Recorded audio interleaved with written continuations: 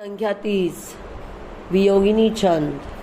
किमिमामयि दीनतामगाः प्रथमानोरुमहत्त्वभागपि समधीः निजं तु वैभवं सुखसिन्धुस्त्वमवाप्तसन्नसि। अयि मुमुक्षु वर्ग, तुम स्वयं प्रकाशमान और निरतिशय महत्व संपन्न होते हुए भी क्यों इस प्रकार दीनता को प्राप्त हो रहे हो? अपने स्वरूप का स्मरण तो करो। देखो, तुम परम आनंद के समुद्र और जो कुछ पाना था उसे प्राप्त किए हुए हो।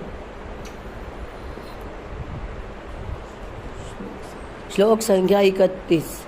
ममतामभिमुञ्च भिन्नतामपि केचित् क्षणमेकमीशते तव सोढुमयेन संविदा किमन्तामनयेन पश्यसि।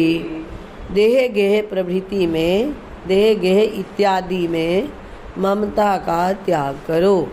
शरीर एवं इंद्रिय आदि में अहंत्व बुद्धि रखना भी अन्याय है, क्योंकि ज्ञान स्वरूप तुम्हारे में भेद सर्वथा असंभव है तथा अहंता और ममता बिना भेद के हो नहीं सकती। श्लोक संख्या 32। अवलोकय सर्वमेकया मधुमत्या समुदारया दिशा निजरूपमनाविलं महत् ब्रह्मभातेषु कथं विमुह्यसि। ब्रह्म मात्र से प्रतीत होने वाली अनाप वस्तुओं में क्यों मोहित हो रहे हो? अपनी अद्वैत तथा आनंद अमृत वर्षिणी उदार दृष्टि द्वारा सबको निर्दोष परब्रह्म रूप में ही देखो।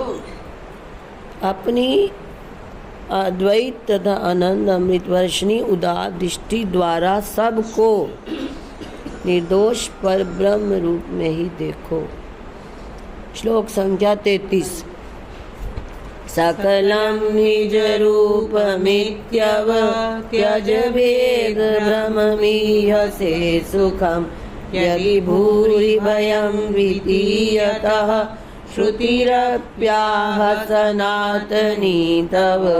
यदि तुम सुख की प्राप्ति चाहते हो तो भ्रमात्मक प्रतीति के विषयभूत द्वैत प्रपंच की उपेक्षा करो और संपूर्ण चराचरात्मक विश्व को अपना ही स्वरूप समझो, क्योंकि उदरम अंतरम कुरुते अथ तस्य भयं भवति।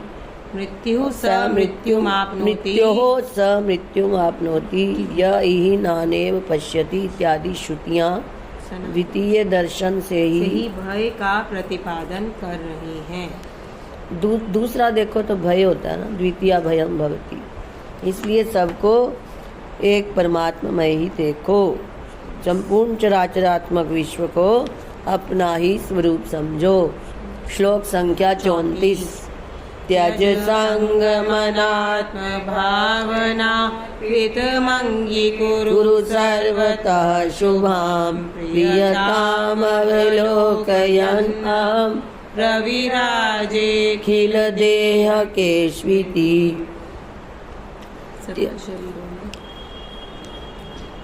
सकल शरीरों में उनकी समस्त अवस्थाओं का प्रकाशन करता हुआ मैं स्वयं साक्षी रूप से विराजमान हूँ। कौन सी अवस्था आ रही है? बाल्य, युवा, वृद्ध, जागृत, स्वप्न, सुषुप्ति, सबको मैं देख रहा हूँ, सबको प्रकाश कर रहा हूँ। सकल शरीरों में उनकी समस्त अवस्थाओं का प्रकाशन करता हुआ मैं स्वयं साक्षी रूप से विराजमान हूँ। इस निश्चय का अवलंबन लेकर अनात्म भावना से हुई विषयासक्ति को त्याग दो और सर्वत्र प्रिय भाव को स्वीकार करो। श्लोक संख्या 35।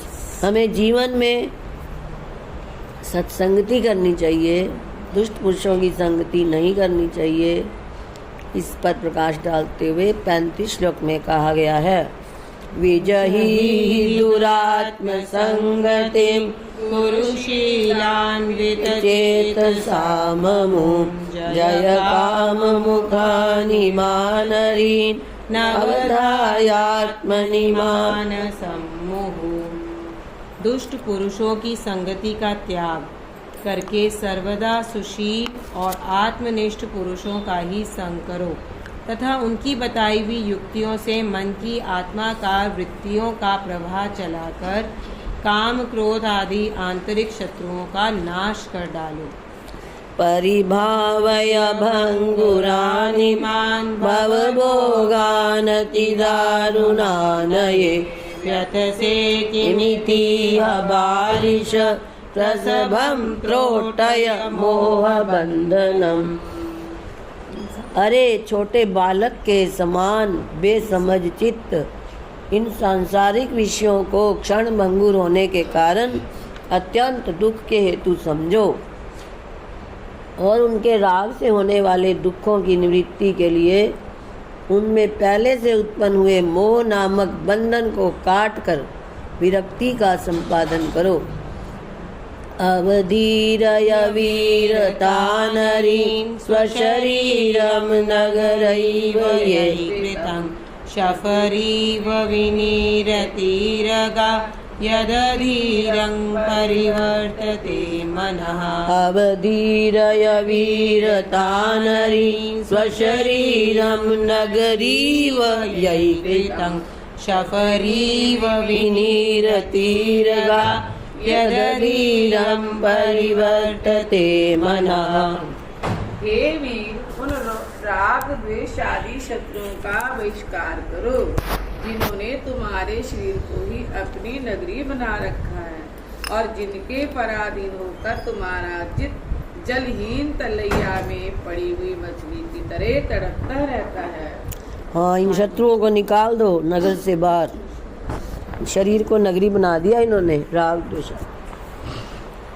जैसे बिना जल के मछली तड़पती है, ऐसे ही तुम्हारा चित्त इनके पराधीन होकर मछली की तरह तड़प रहा है। इसलिए इन शत्रुओं का बहिष्कार करो। परिशीलय लीन चेतसा सततं शास्त्रमिहात्मगोचरम् अचिरादनुलप्स्यसे सुखं निजपूर्णत्वमधीत्य तत्त्वतः। एकाग्रचित होकर निरंतर उपनिषद आदि अध्यात्म शास्त्रों का चिंतन किया करो, जिससे तुम अपने आप को पूर्ण ब्रह्म स्वरूप निश्चित करके शीघ्र ही परमानंद में मग्न हो जाओगे। श्लोक संख्या 39। तव नैव कदापि कल्मषं धिय एषा गुणदोष कल्पना करणं यदि चेष्टते शुभे त्वशुभे वाप्यथ किं ततस्तव। साक्षी स्वरूप तुम्हारे में कर्तृत्व भोक्तृत्व आदि कोई भी दोष नहीं है। मैं करता हूँ, मैं भोगता हूँ इत्यादि प्रतीति तो साक्षी के उपाधि स्वरूप अंतःकरण में जमे हुए कर्तृत्व भोक्तृत्व के कारण हो रही है। तुमसे सर्वथा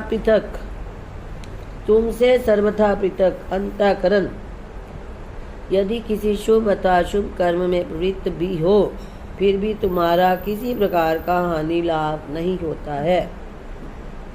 न खलु त्वमसि हशेमुषि न घनस्त्वं करणात्मनामपि अपि तु प्रभुरद्भुतः सदास्त्यदसि यः परिभासको भवान्। तुम्हारा स्वरूप भूत साक्षी चैतन्य बुद्धि से भिन्न है। तुम इस देह में बुद्धि नहीं हो, वैसे ही इंद्रियों के समुदाय भी तुम नहीं हो। तुम तो उन सब के प्रकाशक, सदा आश्चर्यमय, सर्व समर्थ, सर्वाधिष्ठान स्वरूप हो। श्लोक नंबर 41। अवहेलय भेद कल्पना मवलोकस्व समस्तमात्मनि सकले च निबोध निष्कलं सुख चैतन्यमनंत वैभवम। भेद बुद्धि का त्याग करके संपूर्ण संसार को अपने आत्मा में ही अधिष्ठित समझो तथा सुख चैतन्य एक रस दिक् काल वस्तु परिच्छेद शून्य एवं अविद्या और उसके कार्य से रहित आत्मा को अधिष्ठान रूप से सर्वत्र विद्यमान देखो। महिमा तव चैष शाश्वत नहीं पुण्ये सति वर्धते मना रसते विजिने न पूर्ववत् रथते तत्कृत कृत्य को भवान। आत्मा की विशेषता यही है कि ना तो पुण्य कर्म से उसके कोई उत्कर्ष होता है और ना पाप कर्म से किसी अपकर्ष की ही प्राप्ति होती है। पुण्य कर्म से आत्मा बढ़ता नहीं, पाप कर्म से घटता नहीं, किंतु दोनों दशा में पूर्ववत स्थित रहता है। पूर्ववत स्थित रहता है। इस प्रकार तुम अपनी आत्मा की भावना करते हुए एक दिन अवश्य उस आत्मदेव का साक्षात्कार कर लोगे और फिर तुमको कोई कर्तव्य शेष न रहने के कारण सर्वदा परमात्मा का अनुभव होता रहेगा, सर्वदा परमानंद का अनुभव होता रहेगा। अब आगे बता रहे हैं कि जो प्रत्येक वेद में शांति मंत्र आए हुए हैं, वैदिक 10 शांति मंत्र, तो उन शांति मंत्रों का पाठ करना चाहिए, ओंकार का चिंतन करना चाहिए। प्रतिघस्रमदीश्व शान्तये ननु शान्तिरनुवेदमुद्गता रसि प्रणिचिन्तयस्व च प्रणवं तत्प्रवणेन चेतसा। अपने चित्त को निधिध्यासन के योग्य बनाने के लिए तुम पृथक पृथक वेदों में आए हुए शांति मंत्र का प्रतिदिन पाठ करो। निर्जन स्थान में तत्पर होकर प्रणव का अभ्यास करो। अगर ऐसा नहीं कर सकते तो भगवान विष्णु, भगवान कृष्ण, भगवान राम, जो मूर्ति आपको अच्छी लगती है उसका चिंतन करो। कितने सरल तरीके महाराज जी ने मन को वश करने के बताए हैं। श्लोक नंबर 44। अयि चिन्तय चेतसा चिरं क्वचिदं बोधविनीलगात्रकं सकलेन्दुसमाभवक्त्रकं मधुरं श्रीवनमालिनं मुदा। ऐ साधक घन, यदि तुम्हारा चित्त नाम रूप चिंतन का ही रसिक है तो तुम निरंतर मन ही मन श्री कृष्ण चंद्र की घनश्याम एवं पूर्ण चंद्र के समान मुख वाली मनोहर मूर्ति का ही चिंतन किया करो तथा भगवान के नामों का ही स्मरण करो। चलो इसमें नहीं मन लगता तो भगवान शिव का ध्यान करो। अपि भावय भूधरोपमे ऋषभेरूढमगूढ विग्रहं वसितेन विभूषितं जटा स्खलदम्बाऋतुपूरमीश्वरम्। यदि आपका चित्त भगवान श्री कृष्ण की मनोहर मूर्ति के ध्यान में रुचि नहीं रखता तो भगवान शंकर के सच्चिदानंद स्वरूप का ध्यान करो, जो पर्वत के समान भूधरोप में पर्वत के समान विशाल बैल पर चढ़े हुए हैं, जिनकी जटाओं से भगवती भागीरथी का प्रवाह बड़े वेग से बह रहा है, जिनका देह भस्म से धवलित हो रहा है। श्लोक संख्या 46। दुदुभुर्गमनेन मेदिनी मपीये रावण तत्सुतादया इहते पियमेन चर्विता क्व वयं कीटपतंग सन्निभा। जिनके चलने से ही पृथ्वी कांपने लगती थी, ऐसे शारीरिक शक्ति रखने वाले भी रावण और उसके पुत्र पौत्र आदि अंत में काल के गाल में चले गए। फिर मच्छर और मक्खियों के समान हम लोगों की तो बात ही क्या है। श्लोक संख्या 47। तदुदेदीयतस्व सत्वरं निजनीश्रेयस हेतवे स्फुटं विगते सति मानवे वपुष्यभिलष्यन्नपि किं करिष्यसि। यदि मृत्यु से बचने का उपाय केवल भगवत भजन ही है तो उठो और शीघ्र ही अपने कल्याण के साधन का अनुष्ठान करो, क्योंकि सर्व साधनों के करने में समर्थ मनुष्य शरीर का नाश होने पर तुम चाहते हुए भी कुछ नहीं कर सकोगे। सर्व साधनों के करने में समर्थ मनुष्य शरीर का नाश होने पर तुम चाहते हुए भी कुछ नहीं कर सकोगे। मानव शरीर में ही सब कुछ कर सकते हो। श्लोक संख्या 48। प्रहर्षिणी छंद। नात्यन्तं कुरु सहसा जनैरबोधैरासङ्गं व्रज विदतां समीपमाशु उत्कर्षे रथधिषणां निजाममीशा मीशानैरपवदितुं वचोभिरान्ध्यम्। अज्ञानी पुरुषों के सहवास में ही आयु बिताते रहना उचित नहीं है। शीघ्र ही श्रोत्रिय और ब्रह्मनिष्ठ गुरुओं की सेवा में उपस्थित हो जाओ तथा उनके प्रामाणिक और उपपत्ति पूर्ण वचनों का अवलंबन लेकर अपने हृदय पटल में फैले हुए मोह तिमिर को दूर करने के लिए अपनी बुद्धि में सामर्थ्य संपादन करो। मोह तिमिर, मोह नामक अज्ञान अंधकार। श्लोक संख्या 49। वीताशो भव विमलाशयः समस्मिन् स्वीताशा स्थिर सुखदे पदे नितान्तम् प्रध्याये रथ विशदं विशोकमेकं स्वात्मानं विभुमखिलान्तरात्मभूतम्। सांसारिक विषयों से सुख प्राप्ति की दुराशा छोड़कर शुद्धांतकरण हो। सर्वात्म भाव स्वरूप नित्य निरतिशय सुखप्रद पद की तीव्र आकांक्षा रखते हुए स्वयं प्रकाश सकल दूषण रहित एक विभु और समस्त प्राणियों के अंतरात्म स्वरूप अपने प्रत्यग आत्मा का निरंतर ध्यान किया करो। इस निर्गुण उपासना से भी निर्गुण तत्व का साक्षात्कार हो जाएगा। श्लोक संख्या 50।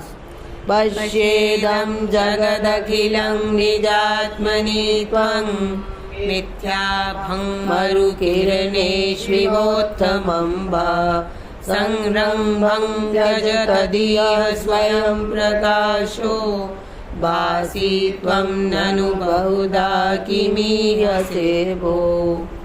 तुम इस सकल संसार को मरु प्रदेश में पड़ी हुई सूर्य की किरणों में दिखाई देने वाले जल के समान आत्मा में कल्पित समझो और संसार के मिथ्या पदार्थों के भोगने में जो तुम्हारी प्रवृत्ति है उसे त्याग दो। देखो तुम्हारा स्वरूप भूत चैतन्य स्वयं प्रकाश होने के कारण निरंतर भासमान रहता है। उसे त्याग कर तुम और क्या चाहते हो? और क्या चाहते हो? अपने स्वरूप को ही जानो। श्लोक संख्या 51। कल्याणं तव विमलं महत्स्वरूपं ध्यायन्ति स्फुटमनिशं मुनीशमुख्या पुण्याघे त्वयि नतरामपि प्रथेते माहन्तामिह जडतावती प्रसैषी। तुम्हारा स्वरूप भूतात्मा लेश मात्र दुख के संसर्ग से शून्य और निरतिशय आनंद रूप है। इसी से नित्य और निरतिशय आनंद मानने की इच्छा वाले प्राचीन ऋषि मुनियों ने भी ध्यान और चिंतन आदि के द्वारा उसी का साक्षात्कार करके अपने को कृतकृत्य माना था।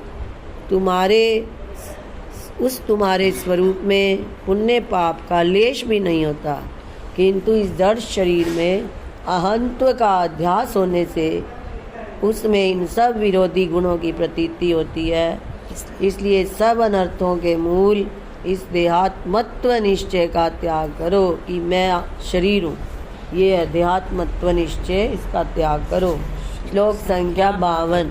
वैराग्यं पृथुबिभ्रहि स्मराखिलं वो दुःखाढ्यं क्षणविरसं चलं च दृश्यम् दृश्यन्तामिह विषया यथौषधं स्यात् नैराश्यं शयनितरामुदा स्वनित्यम्।